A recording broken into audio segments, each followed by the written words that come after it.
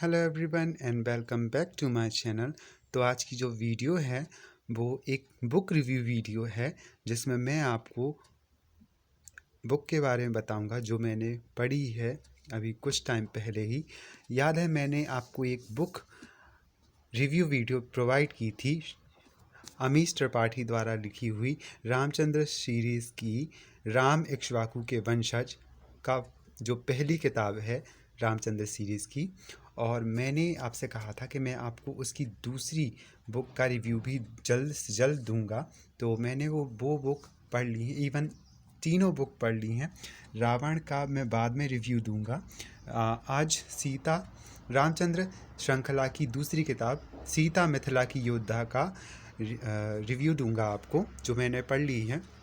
ये भी कहानी वहीं से शुरू होती है, इस वाली किताब की भी कहानी वहीं से शुरू होती है जहाँ से रामचंद्र सीरीज़ की पहली किताब राम की कथा शुरू होती है, वहीं से इसकी कथा शुरू होती है। लेकिन ये फिर पास्ट में चली जाती है। अमीश त्रिपाठी एक हाइपर लिंक तकनीक का प्रयोग करके किताब लिख रहे हैं जिसमें कैरेक्टरों को अलग अलग वेज से दिखाया जाता है। कथा वही रहती है लेकिन अलग अलग लोगों की जीवनी दिखाई जाती है कि उनका जीवन कैसा था, उनका बचपन कैसा था, उनकी युवावस्था कैसी थी, उनका जो नाट्य रूपांतरण है वो कैसे किया गया।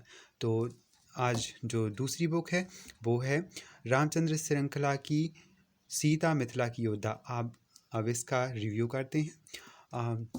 जब सीताहरण हुआ था तो अ, आपको पहले ही मैंने बता दिया था कि इसमें भगवान के तौर पर नहीं दिखाया हुआ है राम सीता रावण को कि वो लोग भगवान थे या फिर देवताओं के पुत्र थे, ऐसा कुछ नहीं दिखाया हुआ है। उसमें वो सामान्य मनुष्य हैं। हाँ, उन्हें कुछ सुपर पावर्स और एबिलिटीज़ मिल जाती हैं, लेकिन ये ठीक है, उन्होंने कथा को कुछ अलग ही ढंग से कहने का प्रयास किया। मेरी डिसअपॉइंटमेंट ये थी कि भगवान को भगवान के तरीके से दिखाना चाहिए था। मतलब उन्होंने जन्म ज़रूर लिया था लेकिन ऐसा नहीं करना चाहिए था कि उन्हें एक इंसान के तौर पर दिखाया जाए। लेकिन हाँ, मैंने जो स्टोरी पढ़ी, जब ये किताबें पढ़ी तब मुझे ये लगा कि हाँ, उन्होंने सही किया है।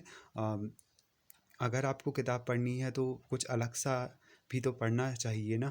तो ठीक है, ये किताब उसी वे से लिखी हुई है। उन्होंने बहुत ही अच्छे तरीके से कथा कही हुई है। और सबसे अच्छी बात, ये बुक जो सीता मिथिला की योद्धा है वो बहुत ही अच्छे तरीके से उन्होंने राइट की हुई है।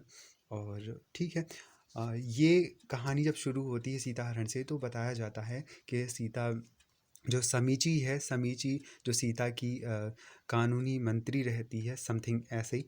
तो वो भी रावण के साथ मिली रहती है और वो सीता का अपहरण करने में पूरी पूरी मदद करती है। आपको इस किताब में भी समीची के बारे में ज़्यादा जानकारी नहीं मिलेगी। इस वाली किताब में समीची के बारे में जानकारी मिलेगी।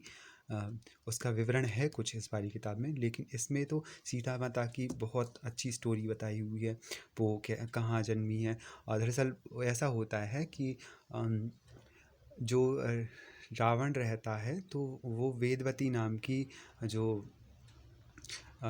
एक औरत रहती हैं उनके प्रेम में पड़ जाता है और लेकिन उनकी शादी हो जाती है। ये इस किताब की कथा है, मैं इस वाली से नहीं आऊँगा। वो मैंने पढ़ ली है ना, इसी वजह से मुझे ऐसा लग रहा है कि इसकी कथा इसमें कर दूँ, तो नहीं, ऐसा नहीं है। मैं से इसकी कथा नहीं बताऊँगा आपको।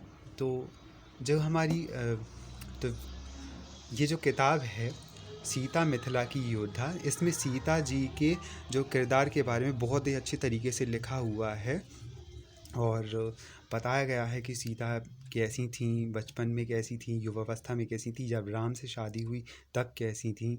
और मतलब बहुत ही योद्धा टाइप थी वो तो, और समथिंग वॉरियर। तो बहुत अच्छे तरीके से युद्ध कला वगैरह उनको आती थी। तो ये यहाँ से शुरू करते हैं कि